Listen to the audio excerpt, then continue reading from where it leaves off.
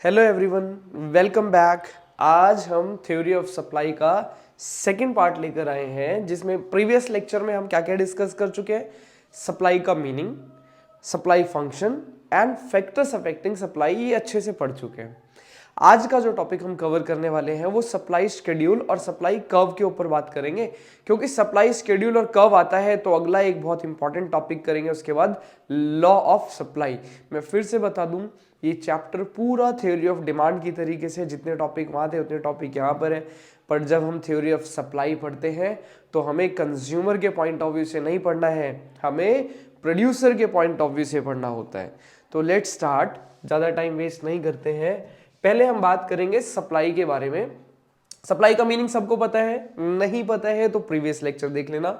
अभी हम बात कर रहे हैं इंडिविजुअल सप्लाई और मार्केट सप्लाई के बारे में।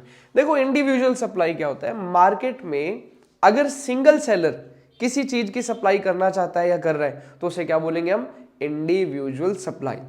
और मार्केट सप्लाई क्या होगा भाई? जितने भी उस मार्केट में सप्लायर अवेलेबल हैं उन सबकी सप्लाई को अगर हम ऐड कर दें तो क्या बन जाएगा? मार्केट सप्लाई बन जाएगा। अब ये क्यों बताया मैंने? ये इसलिए बताया, आगे हम अभी जब शेड्यूल करेंगे और कर्व करेंगे ना, तो वहां पर मार्केट और इंडिविजुअल दोनों टॉपिक करने हैं। तो let's start with supply schedule. अब शेड्यूल क्या होता है? सप्लाई शेड्यूल बोल लो, टेबल बोल लो, दोनों का मतलब एक है। सप्लाई शेड्यूल, जब हम किसी भी डेटा को टैबुलर फॉर्म में रिप्रेजेंट करते हैं तो वो शेड्यूल कहलाता है। तो सप्लाई शेड्यूल क्या हो गया भैया? ये टैबुलर प्रेजेंटेशन है किसकी? प्राइस एंड क्वांटिटी सप्लाइड की। किसकी? Price and quantity supplied. तो जब हम प्राइस और क्वांटिटी सप्लाई के रिलेशन को इस तरीके से टैबुलर फॉर्म में रिप्रेजेंट करेंगे तो क्या बन जाएगा? वो सप्लाई शेड्यूल। तो सप्लाई शेड्यूल क्या हुआ? It is tabular presentation of price and quantity supplied. It shows positive relationship between price and quantity supplied. यानी कि ये एक ऐसा टेबल है जो प्राइस और क्वांटिटी सप्लाई के पॉजिटिव रिलेशन को दिखाएगा। कौन से रिलेशन को? पॉजिटिव। ये हम पढ़ चुके हैं पहले लेक्चर में, क्या कि प्राइस और क्वांटिटी सप्लाइड के बीच में रिलेशन क्या होता है? पॉजिटिव। तो वही तो दिखाया है। देखो, जब प्राइस 1 रुपया है, 1 रुपी प्राइस के ऊपर किसी कमोडिटी की सप्लाई कितनी हो रही है? 10 यूनिट्स हो रही है। और जब प्राइस 2 रुपीज हो गया तो सप्लाई कितनी होगी? 20। प्राइस 3 पर सप्लाई 30, प्राइस 4 पर सप्लाई 40। तो क्या शो कर रहा है? Positive relation. इसी रिलेशन को टेबल में दिखा दिया तो क्या बन गया? Supply schedule. देखो क्या लिखा हुआ है, tabular statement that shows different quantities of a commodity that would be supplied at different prices. कि अलग अलग प्राइस के ऊपर कितनी अलग अलग क्वांटिटीज को शो किया जाएगा, इसी को टेबल में शो कर दे तो क्या बन गया? Supply schedule. होप आपको समझ में आ रहा होगा। अच्छा, सप्लाई शेड्यूल कर दिया तो सप्लाई शेड्यूल में दो चीजें पढ़नी है हमने। याद करो, डिमांड में भी हमने दो चीजें पढ़ी है। क्या? Individual demand schedule, market demand schedule. तो सिमिलर यहां भी है हमारे पास, individual supply schedule and market supply schedule. अब इंडिविजुअल सप्लाई शेड्यूल क्या है? वही प्राइस और क्वांटिटी सप्लाई के बीच के रिलेशन को अगर एक इंडिविजुअल सप्लायर के पॉइंट ऑफ व्यू से प्रेजेंट करेंगे तो वो क्या कहलाएगा? आपका इंडिविजुअल सप्लाई शेड्यूल। तो मार्केट सप्लाई शेड्यूल क्या हो गया? जब हम अलग अलग, मतलब सपोज ये मैंने टेबल बनाया, इसमें दो सप्लायर मान के चल रहा हूं, ए और बी।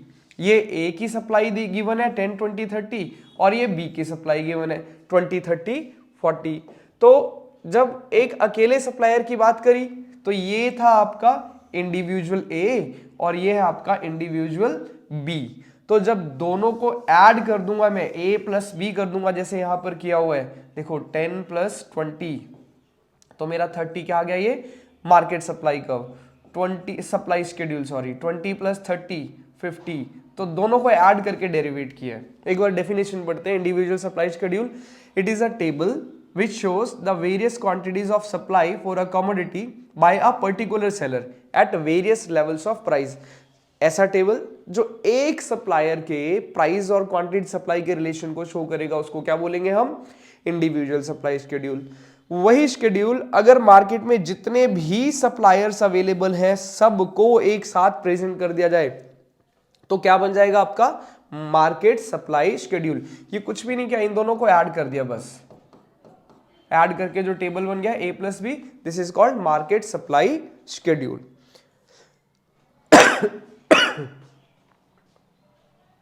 शेड्यूल सिंपल है, कर्व भी बहुत सिंपल है।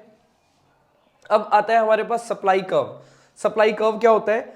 जब हम सप्लाई शेड्यूल को ग्राफ में प्रेजेंट कर दें तो क्या बन जाएगा? वो सप्लाई कर्व बन जाएगा। जैसे यहां लिखा हुआ है, it refers to graphical presentation of supply schedule. जब हम सप्लाई शेड्यूल को ग्राफ में प्रेजेंट कर दें तो क्या बन जाएगा? वो सप्लाई कर्व बन जाएगा।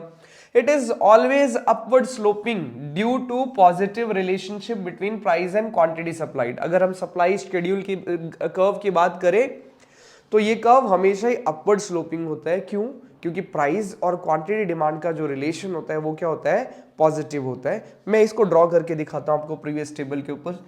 For example, price, quantity supplied 1 पर 10, 2 पर 20, 3 पर 30। ये आपको एक रॉ डेटा मैंने छोटा सा ले लिया प्राइस और क्वांटिटी सप्लाइड का। इसको अगर मुझे ग्राफ में बनाना पड़े तो मैं ग्राफ में कुछ इस तरीके से बनाऊंगा। यहां पर लेंगे y एक्सिस पर प्राइस, x एक्सिस पर क्वांटिटी, 1, 2, 3, 10, 20, 30।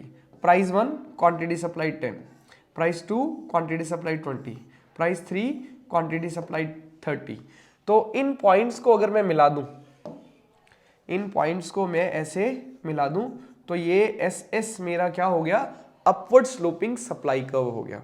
कुछ भी नहीं है, बस जो टेबल बनाया उसी को ग्राफ में प्रेजेंट कर दिया तो क्या बन गया? Supply curve. नेक्स्ट, अब सप्लाई शेड्यूल अगर हमने इंडिविजुअल और मार्केट पढ़ा तो सप्लाई कर्व भी इंडिविजुअल और मार्केट होगा। सप्लाई कर्व भी इंडिविजुअल और मार्केट सप्लाई कर्व पढ़ना पड़ेगा हमें। अब देखो, जैसा कि ये दिया हुआ है, individual supply curve, market supply curve. Individual supply curve क्या हुआ? जो भाई हमने इंडिविजुअल सप्लाई शेड्यूल बनाया था उसी शेड्यूल को डायग्राम में प्रेजेंट कर देंगे तो इंडिविजुअल सप्लाई कर्व हो जाएगा। मार्केट सप्लाई कर्व क्या होता है? मार्केट सप्लाई कर्व जो हमारा मार्केट सप्लाई शेड्यूल था उसको ही ग्राफ में प्रेजेंट करना। बट यहां पर एक चीज बोली जाती है, जब हम मार्केट सप्लाई कर्व बोलते हैं तो इसको बोला जाता है हॉरिजॉन्टल समेशन।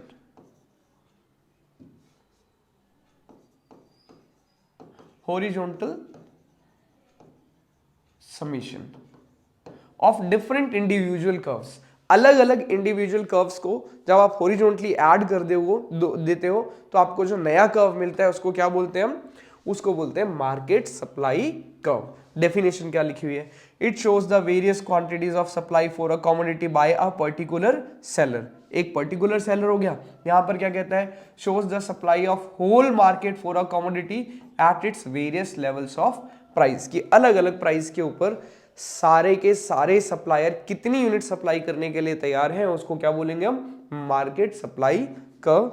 इसको डायग्राम भी समझ लेते हैं हम इसका। एक मार्केट सप्लाई का डायग्राम ये रहा। देखो, आप जो टेबल पीछे बनाया था उस टेबल को लेकर डायग्राम पॉइंट्स प्लॉट करके बनाएंगे, ज्यादा अच्छे से समझ में आएगा। यहां थोड़ा सा टाइम कम होता है इसलिए हम इसका यूज कर लेते हैं। फिर भी मैं आपको बताता हूं कैसे डेरिवेट किया है। पहली बात, आप जितने भी डायग्राम बनाएंगे सब में लेबलिंग बहुत जरूरी है। अगर आपने लेबलिंग नहीं करी तो आपका मार्क्स कट जाता है, उसमें मार्क्स डिडक्ट होते हैं। और एक्सिस बताने, ये वाई एक्सिस है, ये वाई एक्सिस है, ये वाई एक्सिस है, नीचे एक्स एक्सिस है, एक्स एक्सिस है, एक्स एक्सिस है। Let's see. तो पहले हमने सप्लायर ए का सप्लाई कर्व बनाया। ये प्राइस था P1, इस प्राइस के ऊपर इतनी सप्लाई थी और जब प्राइस इंक्रीज हुआ तो क्वांटिटी सप्लाई भी इंक्रीज हो गई। तो यहां से पॉइंट ऐसे बना, यहां से पॉइंट ये ऐसे, और ये वाला कर्व इस तरीके से ड्रॉ कर दिया। तो this is our first individual supply curve SS। अब क्या करना होता है? जो प्रीवियस वाला बनाया यहीं से प्राइसेस को डेरिवेट किया जाएगा। ये प्राइस यहां से ऐसे डेरिवेट करके दूसरे डायग्राम पर ले आए, यहां से डेरिवेट करके इस डायग्राम पर लेकर आ गए। फिर से वही प्राइस क्वांटिटी का रिलेशन SS हमारा दूसरा कर्व बन गया। तो ये सप्लायर B का सप्लाई कर्व बन गया। नाउ मार्केट का सप्लाई कर्व करना है अगर, तो ए का और बी का दोनों का टोटल करेंगे तो क्या बन जाएगा, market supply curve. Price is same, यहीं से डेरिवेट करने हैं हमने, यहां तक ले आए प्राइस, ये सेम प्राइस यहां पर ले आए, और फिर क्वांटिटी सप्लाइड का रिलेशन एस एस। अब ये जो बना कर्व हमारा कौन सा बन गया, मार्केट सप्लाई कर्व बन गया। तो होप हमने क्या क्या पढ़ा पहले समझ लेते हैं जरा। हमने पढ़ा मार्केट सप्लाई शेड्यूल, टेबल जो प्राइस और क्वांटिटी सप्लाइड के रिलेशन को दिखाता है। फिर हमने पढ़ा सप्लाई कर्व। सप्लाई कर्व क्या है, it is graphical presentation of supply schedule. इसमें इंडिविजुअल और मार्केट दोनों पढ़ा। इसको अच्छे से समझना है बिकॉज आगे का पूरा चैप्टर इसके ऊपर बेस्ड है। तो होप सबको समझ में आया होगा। प्लीज वीडियो पसंद आया हो तो लाइक शेयर और सब्सक्राइब जरूर करें, और प्लीज कमेंट भी कर दिया करिए कि आपको कैसा लगा, किस टॉपिक के ऊपर वीडियो बनाना है। वो अगर आप कमेंट करके बनाएंगे तो वो वीडियो जल्दी आया करेगा। Thank you so much.